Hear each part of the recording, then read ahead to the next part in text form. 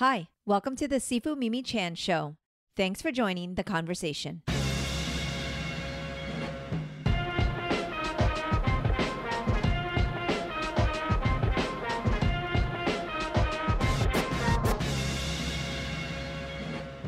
Hello, hello, Dan. Nice to see you. Hello. It's It's been a a while. it's a lovely day here in Murray. We're kind of through that little heat dome thing. The lawns are all hay but my tomatoes are growing great. So, and I'm Oh, treating and life is good and things are good. So it's good to see you. amazing, amazing. We had a decent tomato season as well, Oscar and I. That's like the only thing that grew this year. Well, my mint always grows. My mint is historically great. I don't even know how I keep it back now, but my sunflowers are coming up, so life is good. Aw. What do you do with Trim's the going mint? well. Mostly just rub it in my hands and smell and make me smell good. I make mint tea and I just give it away. I mean, I can Okay. give you it's, it's so much. I mean, there's Yeah, so mint can do that. It can kind of become its thing. yeah, and I love it. So in my bees, I have four beehives this year, and they're all doing really well. Ooh. They're gonna get penthouses on them pretty soon because they're growing so fast. So So you yeah, have beehives yeah. and you get honey? I have a guy, his name's Chris, Okay. and he runs a company, but I like having the bees. I get some. I really don't. He offers me a lot more, but like one year he told me, that I was going to get 75 pounds. And I'm like, what the hell am I going to do with 75 pounds of honey? I'll take some honey. Well, but the problem is getting it out to you is, I know, I know. putting it That's in. amazing. So You're not it's scared fun. of the bees? Oh, no, gosh. No, in fact, they're very, no, no. Bees are an incredible beast.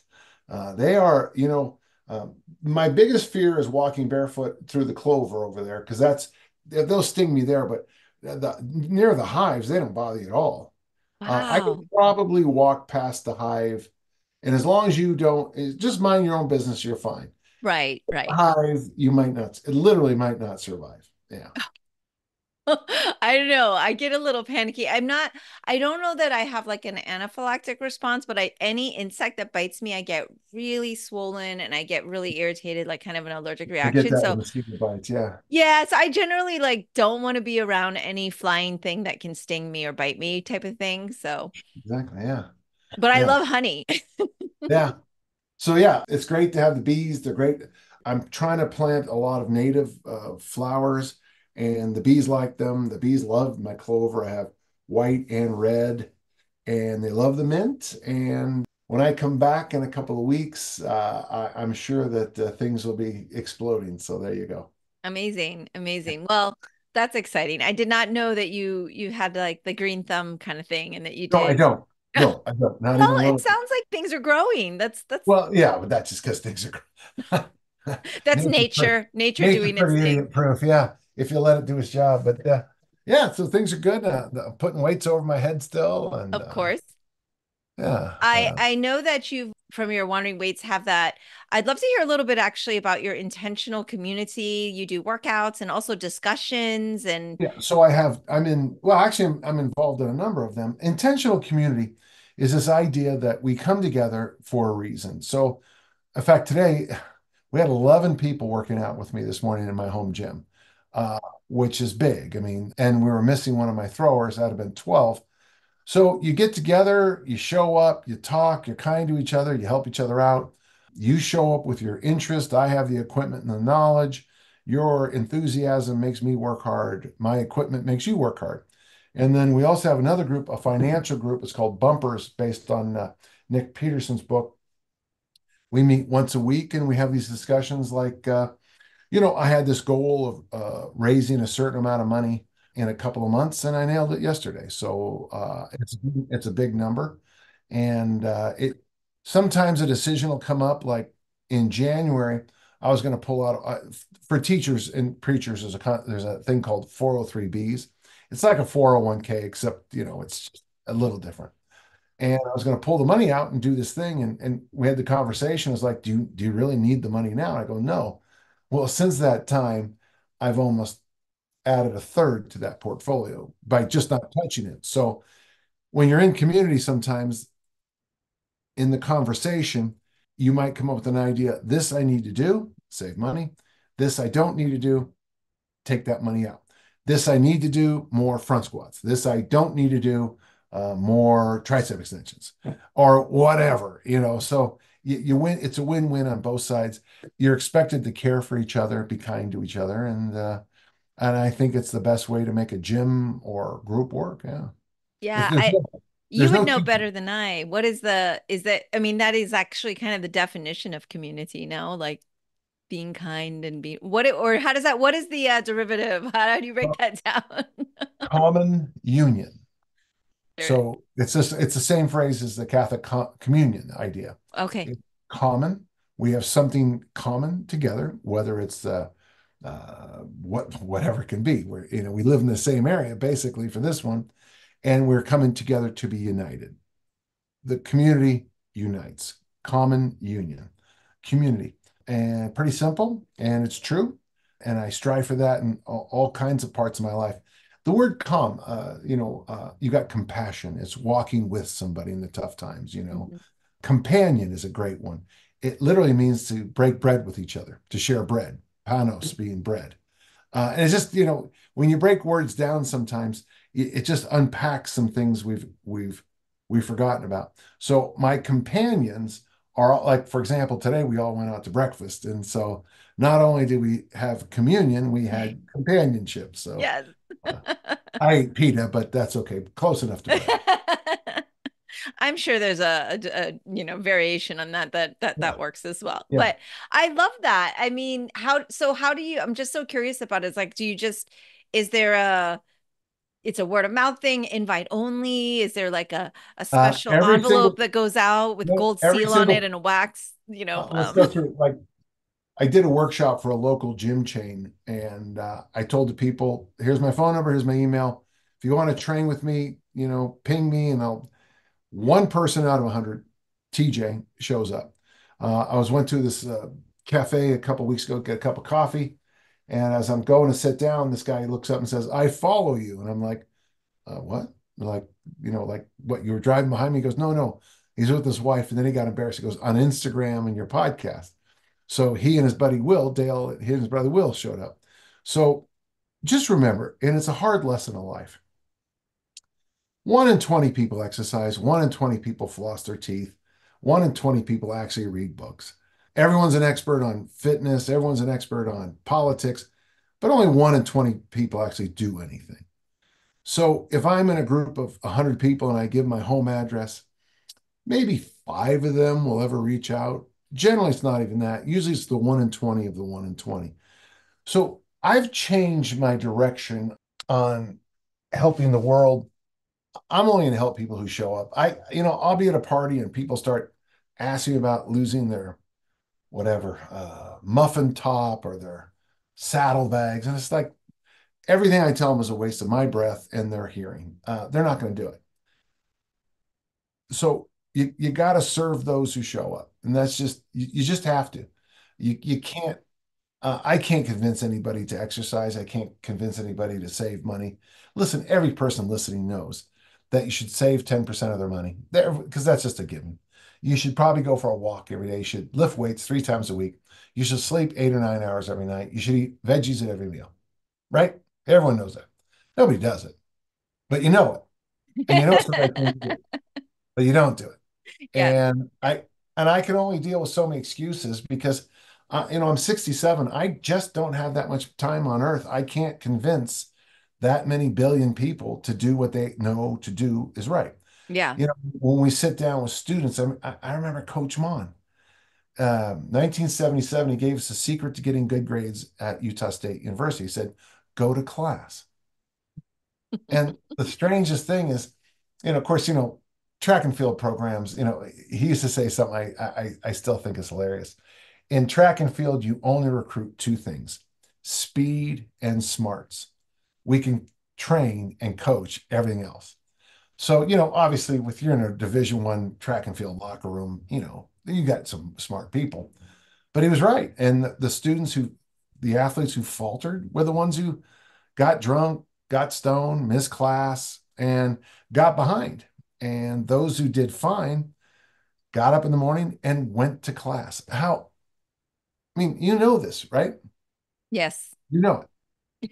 100%. And yet you'll sit down with somebody years after, like the one young lady I talked to, $47,000 in loans to go to the Arizona State University, ends up the first year with a zero point 0.0 GPA. Paying off that loan probably still now, right?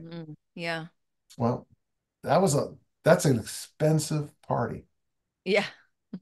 And everybody knows what to do, nobody does it. Yeah. Yeah, it's true. It's funny. I love that simplicity of just making a goal and intention because my dad, kung fu gets very mystical and Yeah. people get, "Oh, how do you do this?" Like, there's the splits or these moves and he's like, "Oh, you practice it." He's just super super direct. Like, "Oh, you know how to do it?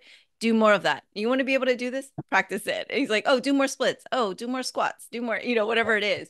And it's they're expecting some, ancient An- Chinese secret, Ancient Chinese secret. Actually, was it palm olive? Yeah. It's like, yeah, here's what you do. But I love it's really interesting that you mentioned that because Oscar, my husband, who's been not just he's not a follower because he's not big on social, but read your books and lived by a lot of the things, actually implemented some of your works and your workouts and things like that, but went to, I think there was some sort of, I don't know if it was a marketing group or something, but obviously he's seen you speak many times. But he goes, yeah, Coach Dan John just gives his phone number out to everyone. And I was so shocked. This is years and years ago. I mean, this is a really long time ago. And I was so surprised. And it's just hearing you say, like, well, only like 1 in 20 would use it. And I'm super private. So I would, that just kind of like freaks me out that you do that. And I'm like, see, if I were there, I would have just called you like the next day. I would be that person. But Oscar's pretty shy. So he was like, I'm not gonna bother Dan John. Well, So yeah, I mean, but yeah, it's that, and that's, I mean, I have this three-part success formula. I stole it from a magazine, actually, in total candor in 1996. I was subscribed to something, it was called Success. And honestly, the magazine came out, it was about this big every month, it was just so small. And show up, don't quit, ask questions. And I have yet to find a better success formula than show up and don't quit. The mhm. ask questions part, if you show up enough and you don't quit, you'll have a really good question about, 3 years into the journey. Yeah. You know, a lot of dumb questions for anybody. I always love those. You can always tell when you go to a college, the people have never taught. They'll always say something like, now, there are no such thing as dumb questions. It's like, yeah, I've been teaching since 1979, folks. And yeah, there are dumb, and there's ignorant questions and there's lazy questions. And Mm, I don't like lazy questions, yeah. I I don't like like lazy clarity. answers. Yeah, I like clarifying questions are always fine. Yes. Yeah. But lazy questions, why do we need to do this? Go somewhere else. Do what they do. Yeah, I'm really loving this. And I feel like you've had this philosophy for a bit, but I feel like maybe there's been some sort of turning point that's made you go, I am only investing in those that actually are showing. Oh, yeah, it's so, I don't want to beat this horse to death, but it's Of time. course. 5 years ago, my brother died, and that started the whole downhill spiral Yeah. with Tiffany and I to ended up at her death because of those tragic reasons. And since that time, I've been meeting with a guy named Patrick. Patrick is wonderful, and one of the things he's really worked with me on is a thing called boundaries. And I suddenly realized that once I figured out that I need my own boundaries. And me spending, I used to go to parties, and I can remember at my high school reunion. So it was my 40th, I think it was, because my 50th is coming up right away. Next year will be 50th high school reunion. So Wow. there you go. So when my dad went to his 50th, he was the only living male. Wow. Yeah, things have kind of changed on the old. Folks, smoking is bad. Thank you. War, depression, war, and smoking are all bad. Okay, end of sermon. But I was just standing there, and this guy, a husband of a classmate, just started asking all these fitness questions. And I probably stood there with somebody I'd never met before, half an hour, ignoring all my classmates, all my St. Veronica's classmates, all my Southwood classmates, all my South City High classmates, all my teammates, talking to this person. And I can guarantee they never used an ounce of my information. Right. And I have got, and so what I've done is I've come up with some boundaries, and they're not always crystal clear in my head. But one of the things I realize is I can't be your self-motivation. I can't be your self-discipline. Yeah. Uh, Even if I give you the most simple, practical answer in the world, the pushback I still get. Like when I tell people you should walk every day. Well, how far? 22 feet. Well, that's not very far. Well, shit. I mean, darn it. Well, you're not doing anything now. 22 feet is 22 feet farther than you've been doing. Get your butt Exactly. out, get your butt off the couch and turn the TV off and go for a walk. You got to drink water. Oh, here's a classic one I got. You should eat veggies at every meal. What do you mean by vegetables? You just turn around and walk. You're too stupid. I mean, I charge a lot of money for consultations, a lot. And, I'm giving you this information for free. And you know what people do with free information? Nothing. And so it's worked out for me. And the reason I did this is once I established that simple boundary, if you ask me for advice at a party, at a reunion, at a wedding, at a funeral, I'll give you advice. If you push back on anything that's simple and logical, I know you're, I don't know what you want, but I know I can't help you. Yeah. Yeah. Normally Uh, they want you to validate what they already think they know or want to do.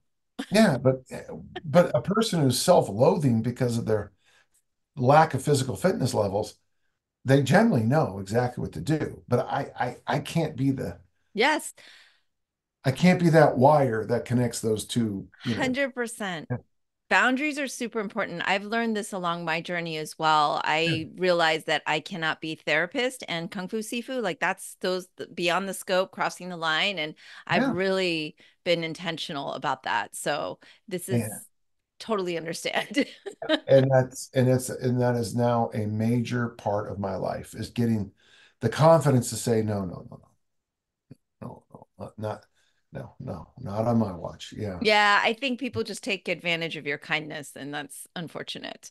But I am very glad you have boundaries. And before we Yeah. jump into the sword and the stone, because we, of course, will, I did want to thank you again for always putting out such great information that sometimes, and even in your sword and the stone writings, you'll say, I'm the only one reading this or writing this and reading this. And but I'll tell you that is not true because this is why that I get to talk to you all the time because my husband's like, Mimi, you're going to want to talk to Dan John about specifically this, not just all the other things. But one of your wandering weights was you are not good enough to be frustrated, and I did an entire podcast just on that one phrase from Oh, your inspiration, and I totally stole like your story, and I shared that, and I mean, I told everybody it was you, of course, but I was just so motivated by it and this is a while ago. I mean, it's been yeah. on my list of two podcasts about for whenever you wrote like a year or something. It was a long time ago, but it was so on the nose for so much of the kung fu students that I teach,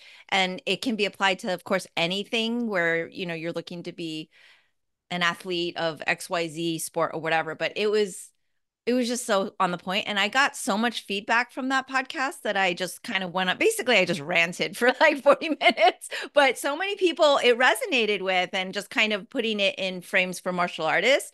And so thank you for that. And it was, you know, I know you have a lot of followers and viewers and listeners, but it then resonates with so many more people. And then just small pieces of your context has now also reached totally different demographics that aren't, in strength and conditioning necessarily, but it's helped a lot of people. And I've gotten feedback on that and the reframing, and maybe has allowed them maybe to get on a better path for how they, consider themselves a martial artist or a in their training field. So thank you for that. And I want you to know like what you write makes a difference and Thank you. And it's you used a appreciated. great phrase right there, Mimi. You said reframe. And I think sometimes what people have to do is reframe. And I go back to the same meeting where Coach Mon, I remember sitting down. I go, "What's the secret to discus throwing?" He said, "Lift 3 days a week, throw discus 4 days a week for the next 8 years." Well, if you're only 1 year in, you have 7 years to go.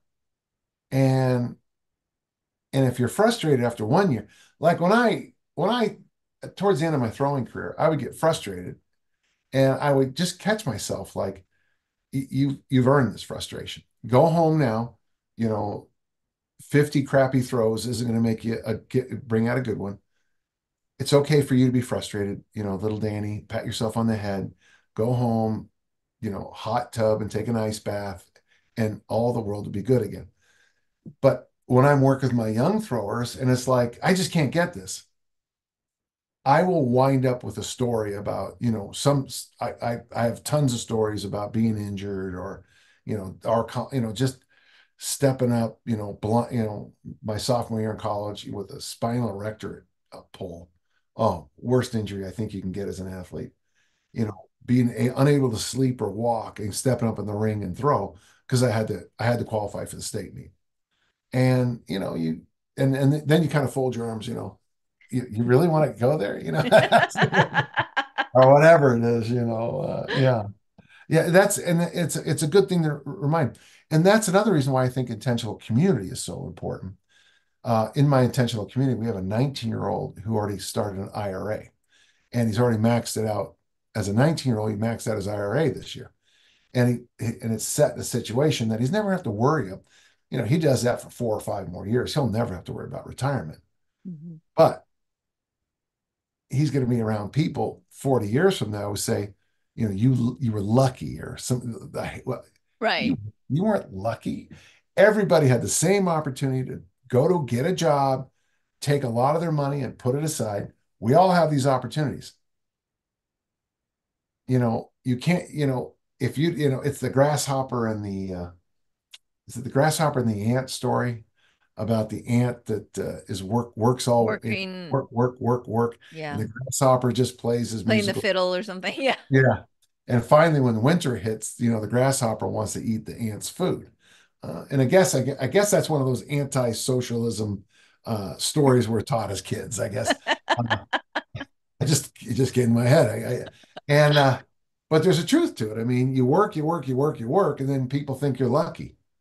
And by the way, I find that frustrating when people think I'm lucky. Ah, right. Oh, Right. yeah. Somebody said one time, I was born with the gift of writing. The gift? That's like the gift of being a good discus thrower. 15,000 throws a year for 41 years. Show me where the gift part came from. I will go into my computer sometime and I'll just find these files, and they're like 20 and 30 pages of the word vomit.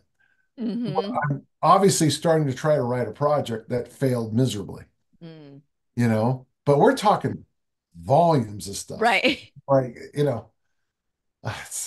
I was about to say it's a joy, you know? Well, for our listeners that don't know what I'm talking about, I'll reference the podcast, but I will read this portion, which kind of was the jumping off point. It's if you spend 17 years mastering your craft, you might be allowed to tell us you are frustrated. If you spent 17 minutes, please pipe down and try again. And so that was really my jumping off point for, yes, thank you, Dan John. Thank you, Coach Dan John, because especially with Kung Fu or any, art form or sport or anything, but like, people come in and like you said, after a year, they're okay, when do I finish? Or what's the next thing? Am I a master yet? And I'm like, oh gosh, I've got people who've been here for 15, 20 years that consider themselves maybe intermediate. Does that help you frame your thinking? But I don't know. In fact, I was just talking to somebody about Dave Tate's the way he judges programs. And I think I've got all four correct. There's shitty, sucks, good, and great. And to go from shitty to sucks is so much work.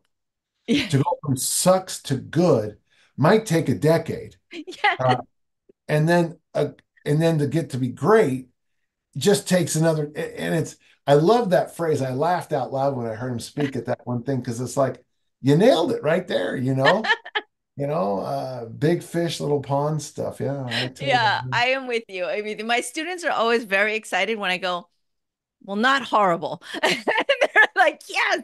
I was like, they Yeah. get enough pats on the back from, Everything else, yeah. their Yeah. parents who love them unconditionally. They don't need that from me. But in That's right. any case, Sword in the Stone. So you and I have been on the edge of 10. It's jumping into 10, coming towards chapter 10, which is Robin Wood. And we talked about last time actually where they were pulling the bow and arrow and Yeah. and Oh, yeah. and So we're and through. Yeah. so Okay. we did get in there where, but we kind of like start, you actually started sharing so much about the type of bow as well, and arrow, and that was really cool. But I think this is the part where we started to kind of get into Wart finding his voice and saying like trust me, uh and I thought this was a really nice parallel because of course it's a book on education, but it's like when you give youngsters, and we were just talking about students and everything, a little bit of a mission, a purpose, or even a sense of responsibility, they actually then find their growth and maturity, right? I that really kind of spoke to me a lot. If I've looked at the book as a chiasmic story, and if that's true, so the story builds up the central part of the book, and then as you go into the traditionally it's called the climax and the ending, but all the all the separations that you see in the first part of the book, there's this middle story that clings everything together, and then everything starts to tie up on the way down. That's the chiasmic structure. So the thing to remember about this is the center part of the book. Chapters, the chapters we're in now are three chapters where we're going to meet, the people of the wood. Then we're going to go into battle, and then there's the post battle. Now, you have the copy of the book you have actually has a painting that's important. I think I've told you this before, but in the copy of the book you have, if you'll turn to oh yeah, it's the one on 145. Okay, if you go to page 145, 144, there's a plate. Yes. Okay, so you see that rendition? Mm-hmm. Okay, this is the artist's original rendition. Yeah. Amazing. So we are, yeah, and I bought that a few years ago. So we are getting to some of the best parts of the book. And by the way, because of Wart's injury that he's going to get in this battle, and it's a not terrible injury, but it ties us into a whole other series of stories too. So we are at the we are at the we're at the top of the mountain in the story right now. It's one of the few stories in the book that goes more than one single chapter. It's Mm-hmm. three chapters. The Yeah, it's whole, like a short story within a and story. it does. It can sit by itself. Yeah. Yeah, it could. And in this story, you're going to see a massive transformation of Sir Kay. Well, he'll later be, well, Kay, who's going to be later Sir Kay. And what's going to happen in this is that this is his adventure. And he's going to be, Kay is going to be the hero of this story. In every by the way, folks, there's three different versions of this particular story. The one that Mimi and I both have, the one I think is the best, is very uncomfortable. The bad guys are very bad, and the queen is extremely ugly. Now, in the later variations, they cleaned up the queen, and then later even made it just basically a fight against a griffin or something like that. It was a very simple story. The one we have, we got cannibals. We got people who eat people. They're starting to have a feast. Oh, and also too, it's a surprise attack on these guys. It's not a friendly attack in the version we have, where in the other two attacks, it's a bit of a fair fight. But the way you defeat evil is you just start shooting arrows into them and don't ask questions, is kind of the moral of the battle that's coming up.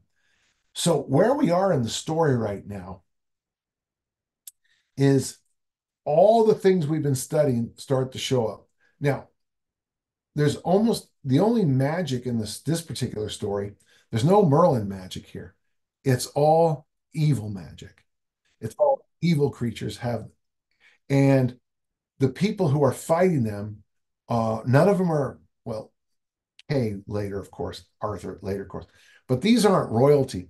These are people who care about lost friends. This is a bunch of rabble, like my family historically.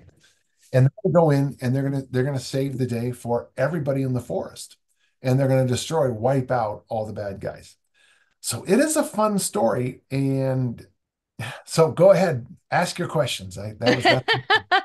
Well, I feel like it's interesting because we, like you said, this is for Kay, right? This is really his time to shine and like kind of turning point and everything. But I guess one of my questions I could think about is, since this is kind of a standalone within the big Yeah. story, you still consider this though, like even in this part, especially this part, maybe like the education, because it feels so, like you said, it's Oh, like beastly and then it takes a turn in this not Merlin magic, so it kind of gives you a breakaway, but there's still a lot there's always lessons to learn. But is there any other theme that's in there other than this is Kay's lesson and he's obviously going to learn a big thing from this because it is pretty gruesome in terms of like, yeah, they've got to eat they're going to be eating their servants first or whatever before the next part. yeah, It's like yeah. you're like, wait, what? You And went then from later we have a story about Galapagos, mm, which isn't in the Once and Future King version, which is too bad. And if you get a chance to read it slowly, Galapagos is this big giant who's and it's funny because Merlin kind of defends him in the story. He says yeah. he's not asking much. He's just, they're just everyone's being mean to each other. It doesn't work out. In this particular section, don't forget Hitler and Mussolini are running. Of course, I got to be careful in these day and age because I'm not a fan of fascism and Nazis. Okay, but it turns out Well, that's good to know. in this day and age there seems to be people who are, which Yes, yes, break, I've seen them on my streets. breaks my heart. Yes, it's very And heartbreaking. Especially and we just had the 80th anniversary, or was it I'm yeah, sorry, 80th of the 80th D-Day. Yeah. anniversary. Yes. And if you get a chance, well, they're family photos, but my aunt Florence was Eisenhower's. Where it was a chauffeur, secretary, helper, and we have pictures of her and General Eisenhower in Marseille weeks after this. So my aunt was right there, and of course many other people too. For those of you who like Star Trek, the original series, James Doohan, Scotty on the show, lost fingers on D-Day. Mm. He was in the first waves. So Oh, okay. I did not know that. and for those of you who like American baseball, Yogi Berra, the great skipper of the Yankees, he got hurt on D-Day, but he would never talk about it. He got a Purple Heart, but we don't know what happened because he never would talk about it. Folks, real people, real people gave up their lives for freedom. In this story, D-Day hasn't happened, but Hitler is already starting concentration camps. Mussolini is already destroying Italian farming, and there are bad people in the world. And this story is an idea of how you deal with bad people. You shoot arrows at them. Mm. Yeah, and they were Powerful. very intentional about saying like, no, this has to be a surprise attack. They're wasps and must be destroyed like wasps, and otherwise they'll fly away and their troops would melt away before us in the undergrowth. So the only They're way is very eyes. deadly arrows, and we need to do it in the darkness in the evening. Oh, because they're holding a feast though, right? Or something. Yeah, because you're So going to eat one of their friends. Yeah.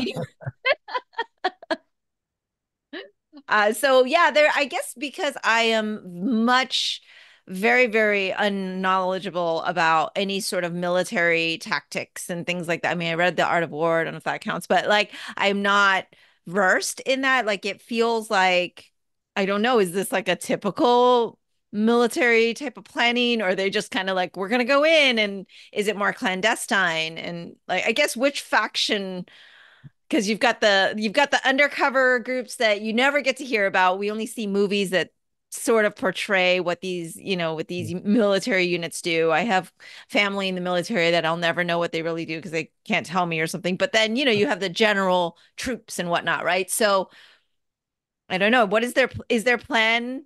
Is this very typical? Well, War battle planning, I guess. there's an old phrase, all's fair in love and war. And yeah, so this, it was interesting because in World War One, early in the war, the for whatever reason, people don't realize how brutal World War One was. 1 in 4 young British men died in World War One. 1 in 4. So if you look at your high school yearbook, and you look at the boys, 1 in 4 are dead. Mm. I mean, look at your high school yearbook and just mentally start Xing out one out of every Yeah. four. But for whatever reason, they decided to bring back morality in war. And they would argue that this was ungentlemanly and all that. When fighter pilots first went up, they would wave at each other. And then later they start shooting each other. Oh, So World War One is probably when the last gasp of this idea uh, that war is a chess game. mm. Okay, that's my high school football helmet. Oh, War, very war, cool. war is not a chess game where we sit down across the table and we start moving people. War is hell. And I just remember, of course, growing up my dad had his stories, my uncles had their stories, my Yeah. brothers had their stories, and trust me, you know, the last wars we've had have been very, you know, there's there's nothing gentlemanly about what happened in Korea, Vietnam, our Middle Eastern incursions. Uh, Hmm. and it's been so war has changed, and the problem is, I mean, you can see it live right now in Gaza.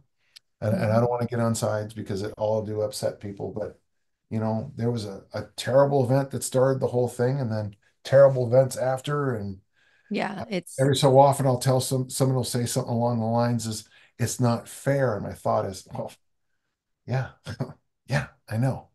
There was a lot of innocent, wonderful people that morning in Hiroshima, yeah. there were Yeah.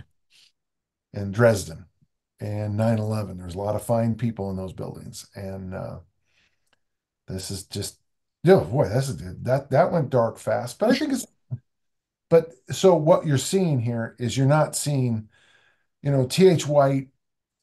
It's interesting when you think about the influence World War One had on, if you read Lord of the Rings, J.R. Tolkien was there.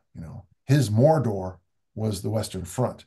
Mm. Uh, when you read Wittgenstein, Wittgenstein, the great philosopher, he was there. So many of the writers were there, and it impacted, well, in the United States, Hemingway. He was there in the Spanish Civil War, Yeah. trying to be a volunteer and, for the good guys. And well, who was the good guys? Yeah.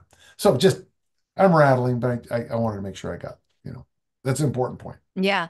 And one of the things I think now that I'm looking at your notes too and everything is like the directives, right? It's just like you wrote something in your notes, which was they had learned to listen and remember because there's specific, like Robin is giving the orders or saying, here's what you do. And most people couldn't read and write in this story and stuff, but which is possibly historically when you think about battle, people who are going off to war, they're not necessarily the scholars that they're throwing on the front line. And so like that skill of listening Yeah. and So then following and like listening and learning, right? That's and remembering. So there's just something there. And last time we had talked about memory, wrote like closed and open loop learning yeah, and yeah. memory. So interesting. So well, I used to teach a course to teachers on teaching. And I always use that section on when Robin Wood is explaining to the troops, and that whole listen. Uh, so one of the things I think is lost, and I think we talked about it last time. Pure rote memory is a Mhm. gift. Yeah.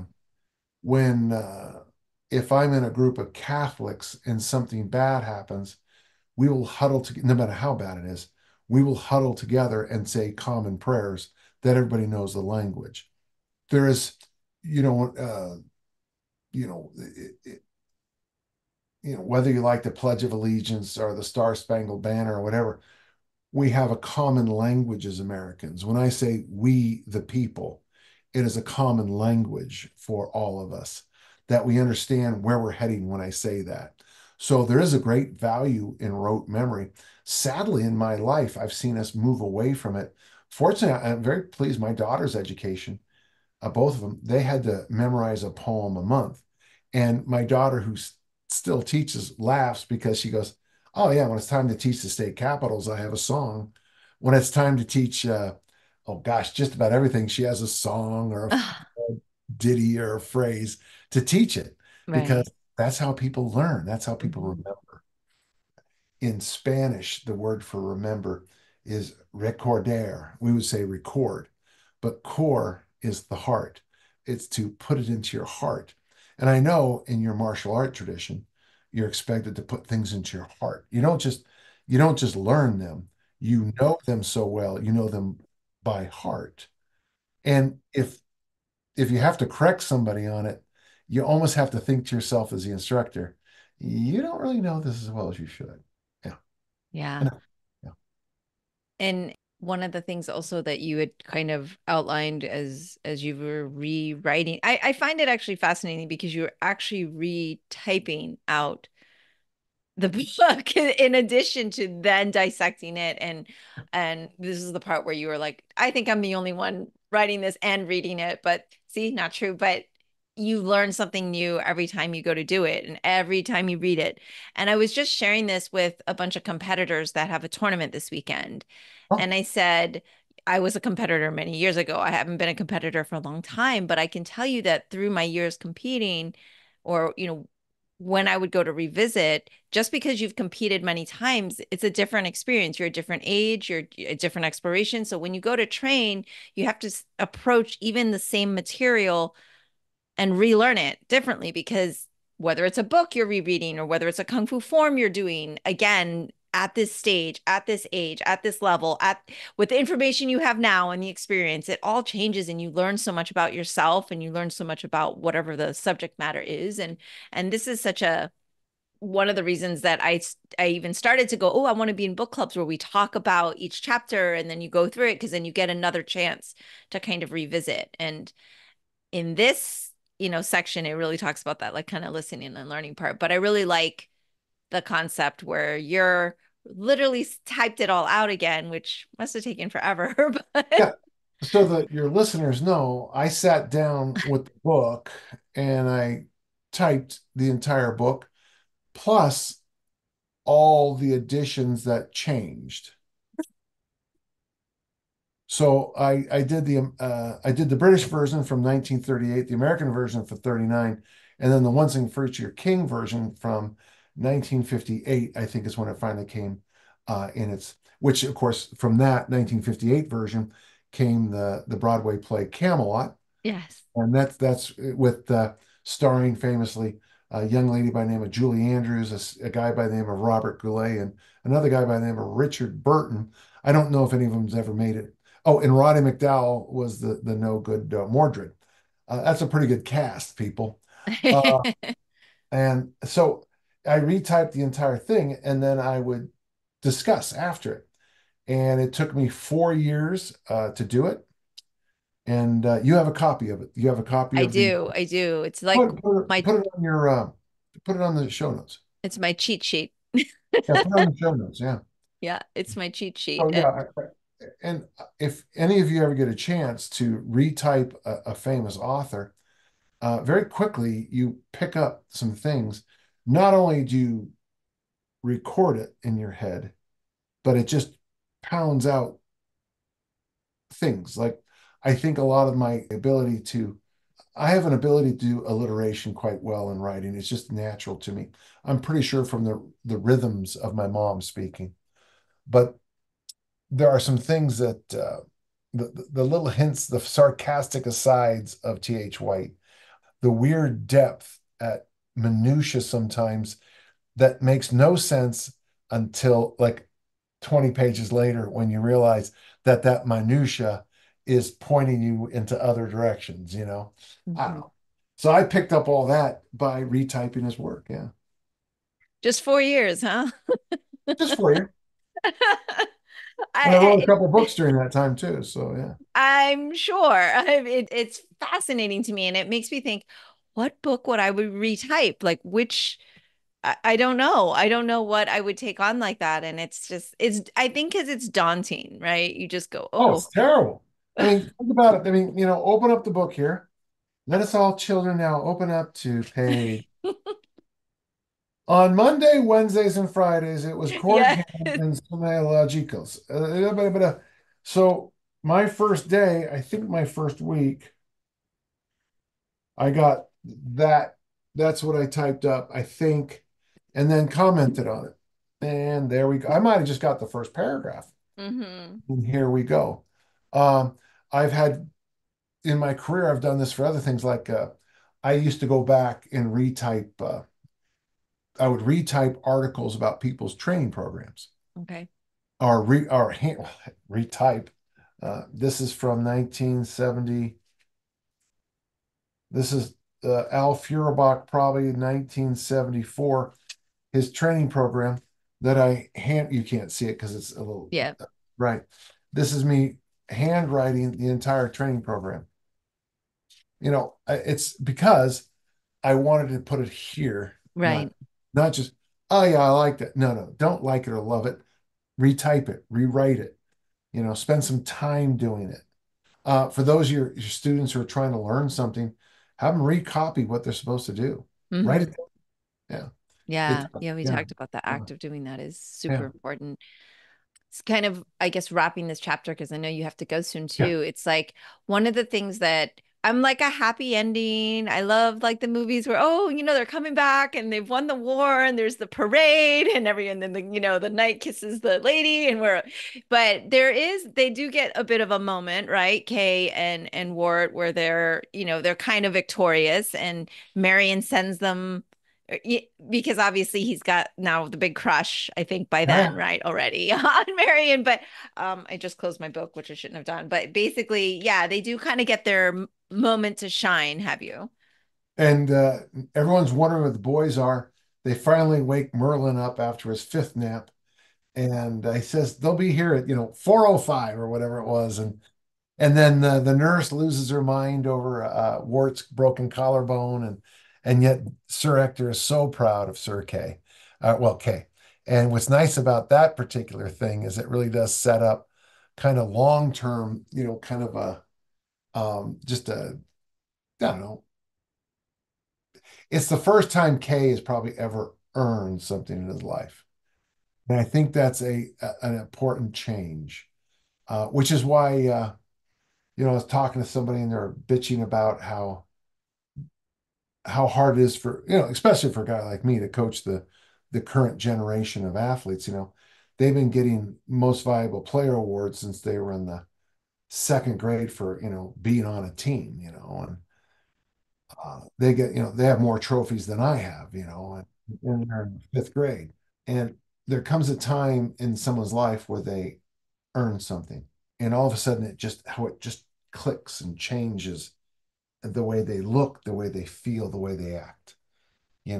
I've earned, and when someone like you don't give out a black belt, do you? Do you give them out?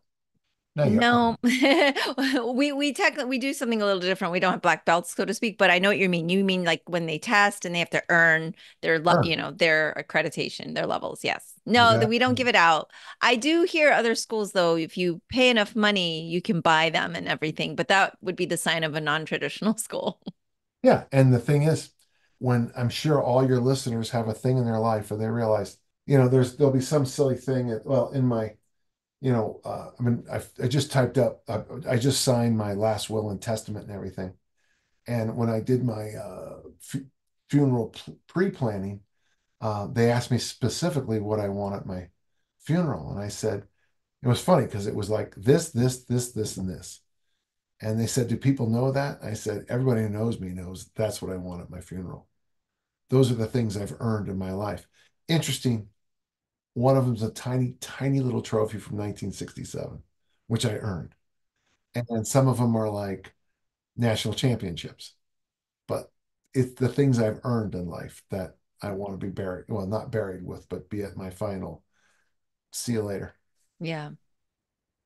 Yeah, I think it's important lesson as soon as possible, as early as possible in one's life that they can get that earning something will be meaningful because we definitely are in a bit of a culture of a Yeah. trophy for everything, a merit for everything. I I was kind of, I guess I came off as kind of mean because someone's like, "Oh, my child's graduating." I'm like, "Oh, from high school or college?" Or like, no, it was like, an elementary school grade. When I was like, "Okay, yes, like great, you're going on and all that." But I'm like, they get a graduation for like every year now or something. And I Yeah. was like, "What? Yeah, they do. That's They not do. graduation."